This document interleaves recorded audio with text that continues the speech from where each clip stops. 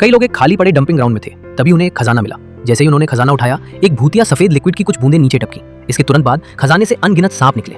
बदकिस्मत मोटे आदमी को सांपों ने लगभग काट लिया था, लेकिन उन्हें लुभाने के लिए भाई कियांग ने किसी को भागने और मरने देने की हिम्मत की। सभी सांप गड्ढे में थे और उन्हें पोर्ट में कोई दिलचस्पी नहीं थी। इसके बजाय उन्होंने जमीन पर सांपों पर ध्यान दिया। भाई कियांग ने एक पल सोचा और महसूस किया कि यह सांप जरूर खजाना छिपा रहा होगा। तभी मोटे आदमी को एहसास हुआ कि भाई कियांग उनके साथ बच्चों जैसा बर्ताव कर रहे थे, खासकर पैसे के लिए जमीन के नीचे सांप पकड़कर बेच रहे थे। लेकिन उनके देश में सांप पकड़ना छोटी बात मानी जाती थी।